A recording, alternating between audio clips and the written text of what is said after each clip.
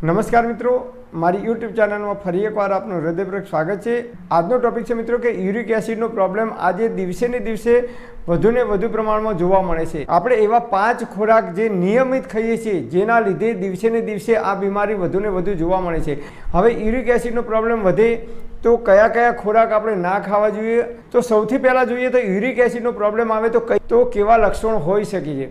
તો uric એસિડનો problem આવે એટલે શરીરમાં બળતરા થવી, હાથ પગના સાંધા જકડાઈ જવા, સવારે ઉઠીએ એટલે પગે સોજા આવવા, પિત્ત દોષ વધે છે, ગરમી વધે છે અને એ ગરમી આપણા લોહીની અંદર જ્યારે ભળે છે, એ પિત્ત જ્યારે આપણા લોહીની અંદર ભળે છે ત્યારે અનેક પ્રકારની બીમારીઓ આવવાની શરૂઆત થઈ જાય છે। સૌથી પહેલાં તો જે લોકોને યુરિક એસિડનો પ્રોબ્લેમ છે એવા લોકોએ ચા બંધ કરવી જોઈએ।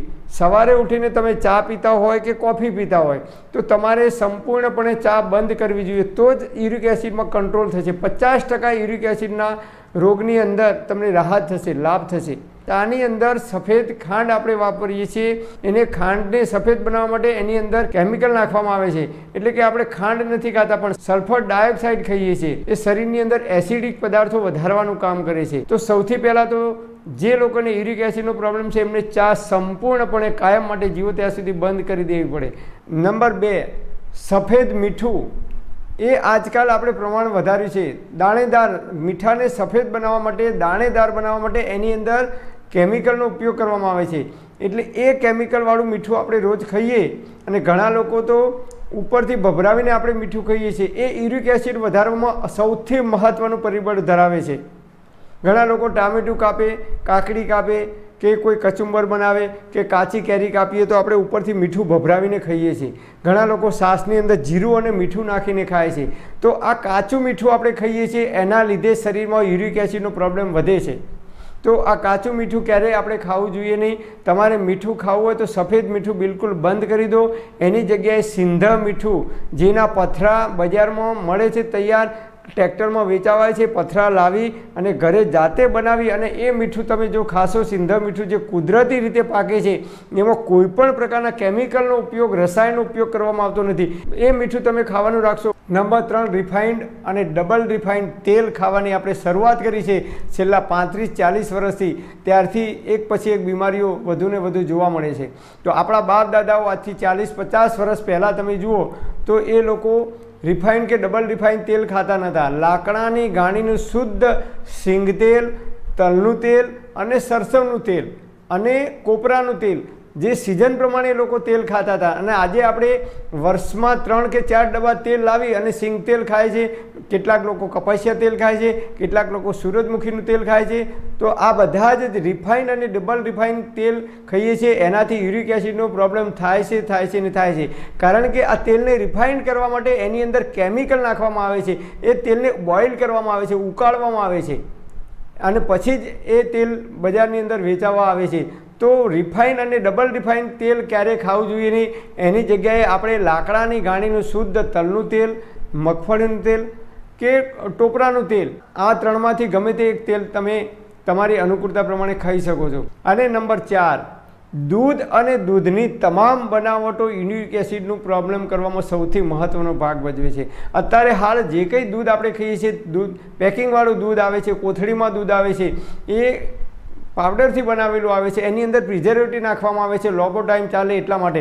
અને પહેલાંના જમાનામાં આપણા બાપ દાદાઓ, વડવાઓ ભેંસ દોઈ કે ગાય દોઈ અને તાજું જ દૂધ ખાતા હતા અને રાત્રે જ ખાતા હતા। અને આજકાલ ઘણા બધા લોકો સવારે દૂધ પીવે છે। આયુર્વેદ મુજબ સવારે ક્યારેય દૂધ પીવાય નહીં। દૂધ પીવું હોય તો એ સાંજે સૂર્યાસ્ત પહેલાં ખીચડી સાથે તમે દૂધ લઈ શકો છો, અને એ દેશી ગાયનું શુદ્ધ દૂધ હોય તો એ અતિ ઉત્તમ બોડી માટે છે। ના મળે તો ભેંસનું દૂધ થોડુંક ખાઈ શકાય, પણ યુરિક એસિડનો પ્રોબ્લેમ જે લોકોને છે એમને દૂધ અને દૂધની બનાવટો એટલે કે માખણ છે, ઘી છે, પનીર છે, બટર છે, જે કંઈ દૂધમાંથી બને છે તમામ પ્રકારની બનાવટો હોય કે દૂધમાંથી બનતી જેટલી પણ મીઠાઈ હોય કે સફેદ ખાંડમાંથી બનતી જેટલી પણ મીઠાઈ હોય એ બિલકુલ બંધ કરી દેવી જોઈએ। જે લોકોને યુરિક એસિડનો પ્રોબ્લેમ થયો છે એવા લોકોએ તો સંપૂર્ણ બંધ કરવી જોઈએ। અને યુરિક એસિડથી બચવું હોય ભવિષ્યની અંદર તો પણ આ બધી આપણે આઇટમો બિલકુલ ઓછી કરી દેવી જોઈએ। એની જગ્યાએ દેશી ગાયનું શુદ્ધ ઘી તમે ખાઈ શકો છો, એ પણ ઘરે જાતે બનાવેલું હોય તો। નંબર 5, ફ્રીજનું પાણી। આજકાલ તમે જુઓ તો મોટા ભાગના બાળકો પણ ફ્રીજનું પાણી પીતા થઈ ગયા છે. મોટા ભાગના તમે કોઈ પણ જગ્યાએ આપણે સંસ્થામાં જઈએ, શાળા કોલેજોમાં જઈએ તો ત્યાં પણ વોટર કુલર મૂકેલા હોય. ગવર્મેન્ટ કોઈ પણ ઓફિસોમાં આપણે જઈએ તો ત્યાં પણ વોટર કુલર મૂકેલા હોય છે. અને જાહેર જગ્યાએ જઈએ તો અમુક મહાદેવના કે મોટા મોટા મંદિરો હોય તો એની અંદર પણ વોટર કુલર મૂકેલા હોય છે. એટલે આજકાલ છેલ્લા 30-35 વર્ષથી આપણે ફ્રીજનું ઠંડુ પાણી પીવાની શરૂઆત કરી દીધી છે. ફ્રીજનું ઠંડુ પાણી જિંદગીમાં જીવો ત્યાં સુધી ક્યારેય પીવાય નહીં. એ આપણી બોડીને ભયંકર નુકસાન કરે છે, આપણી ઇમ્યુનિટી ડાઉન કરે છે, રોગ પ્રતિકારક શક્તિ ડાઉન કરે છે, આપણી જઠરાગ્નિને મંદ પાડે છે. એમાંથી ધીમે ધીમે કબજિયાત થવાની શરૂઆત થઈ જાય છે. તો ફ્રીજનું પાણી ઠંડુ ક્યારેય પીવું નહીં તો યુરિક એસિડનો પ્રોબ્લેમ હોય એ લોકોને 100% યુરિક એસિડના પ્રોબ્લેમમાં વધારો થઈ શકે છે. તો આ 5 વસ્તુથી બચવું જોઈએ. હવે યુરિક એસિડનો પ્રોબ્લેમ થયો હોય તો નિર્દોષ એવી ઔષધિ છે, આયુર્વેદમાં આપણા ઋષિઓએ બતાવેલી છે. નંબર 1 ઉપર આવે છે ધાણા. જી હા મિત્રો, આપણે છાશમાં ધાણા જીરું નાખીને ખાઈએ છીએ ને, તો એ ધાણા આવે છે અને 1 ગ્લાસ પાણી લેવાનું, એની અંદર 1 ચમચી ધાણા અધકચરા ખાંડી અને એની અંદર નાખી દેવાના. પછી 1 ગ્લાસ પાણીને ઉકાળવાનું. 50% પાણી બળી જાય ત્યાં સુધી ઉકાળવાનું. પછી એ પાણીને ઢાંકીને મૂકી દેવાનું અને એ પાણી સવારે ઉઠીને તરત બ્રશ કર્યા પહેલાં નયણા કોઠે એ પાણી તમારે પી જવાનું. તો યુરિક એસિડની અંદર અદ્ભુત તમને રાહત થશે. બીજો ઉપાય છે નિર્દોષ, બજારમાંથી ગોખરું લાવવાના. પણ ગોખરું સડી ગયેલા ના હોય એ ખાસ ધ્યાન રાખવાનું. ગોખરુંનો પાવડર ના લાવતા. સડી ગયેલા ખરાબ થઈ ગયેલા ગોખરું છે એનો પાવડર બનાવીને વેપારીઓ વેચતા હોય છે. એટલે ગોખરું આખા લાવવાના, સડી ગયેલા, એની અંદર જીવાત ના હોય એનું ધ્યાન રાખજો. અને એ ગોખરું 1 ચમચી ગોખરું 1 ગ્લાસ પાણીની અંદર ઉકાળવાના. 50% પાણી વધે પછી રાત્રે સૂતી વખતે ગોખરુંનું પાણી પીવાનું છે આપણે. અને સવારે ઉઠી અને ધાણાનું પાણી પીવાનું છે. નંબર 3, સવારે ઉઠો ત્યારે 1.5 થી 2 લીટર જેટલું પાણી લેવાનું. એની અંદર 1 ચમચી ધાણા અધકચરા વાટી અને નાખી દેવાના અને એમાં થોડી સૂંઠ પાવડર નાખવાનો અને એ પાણીને ઉકાળવાનું. લગભગ 200-250 ગ્રામ જેટલું પાણી બળી જાય ત્યાં સુધી એને ઉકાળવાનું. પછી એ પાણી ઠંડુ થાય એટલે એને એક સ્ટીલની બોટલમાં ભરી દેવાનું અને આખો દિવસ જ્યારે પણ તરસ લાગે ત્યારે માત્ર ને માત્ર ધાણાવાળું પાણી જ પીવાનું તમારે. અને આ પાણી 2 દિવસ સુધી પીવાનું નથી, વધુમાં વધુ તમે 24 કલાક સુધી આ પાણીનો ઉપયોગ કરી શકો છો. બીજા દિવસે નવું પાણી બનાવવાનું. તો તમારી જેટલી જરૂરિયાત હોય એટલું તમે પાણી રોજે રોજ તમે આ રીતે ધાણાનું પાણી પીશો 15 દિવસ સુધી, તો શરીરની અંદર લોહીની અંદર જેટલા પણ ટોક્સિન છે, લોહીને શુદ્ધ કરવા માટેનું આ અદ્ભુત પરિણામ આપે છે આ ઔષધિ. અને બીજા નંબરની ઔષધિ છે જેને રસાયણ ચૂર્ણ કહેવામાં આવે છે. ગળો, ગોખરું અને આમળા, આનું તૈયાર ચૂર્ણ બજારમાં મળે છે. એ તમારે ના લાવવું હોય તો ઘરે 1:1:1 એટલે કે સપ્રમાણમાં બનાવવાનું. 100 ગ્રામ 100 ગ્રામ 100 ગ્રામ આ ત્રણેયનો સરખા પ્રમાણમાં એનો પાવડર બનાવી મિક્સ કરી અને એ પાવડર તમારે દરરોજ રાતે સૂતી વખતે 1 ગ્લાસ પાણીની અંદર 1 ચમચી પાવડર નાખી અને પાણીને ઉકાળવાનું. 50% પાણી બળી જાય પછી એ પાણી તમે પી શકો છો. ખોરાક કયો ખાવો ને કયો ના ખાવો એ જોઈએ. તો જે લોકોને યુરિક એસિડનો પ્રોબ્લેમ છે એવા લોકોએ દૂધની તમામ આઇટમો બંધ કરવાની. એટલે કે દૂધ અને સફેદ ખાંડમાંથી બનતી તમામ પ્રકારની મીઠાઈ બંધ કરવાની.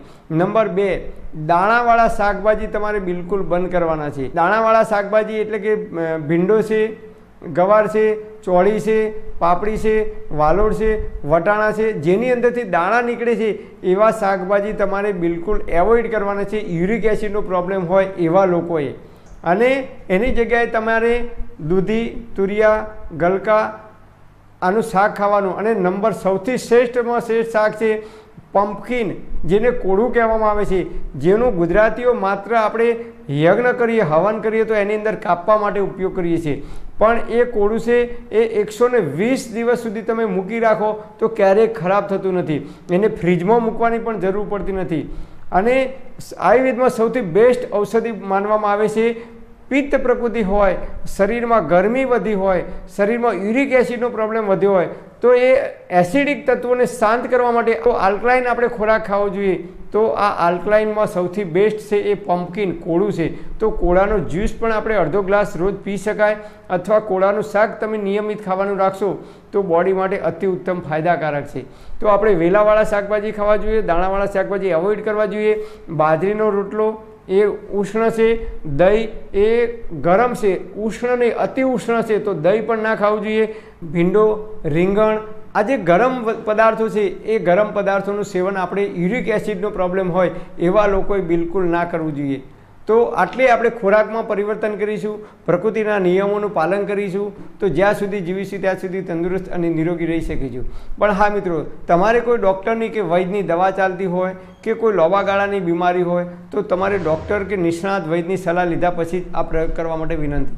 પરમપિતા પરમાત્મા આપ સર્વેને તંદુરસ્ત અને નિરોગી રાખે એવી હૃદયપૂર્વક મારી પ્રાર્થના. Thanks for watching my video. Thank you.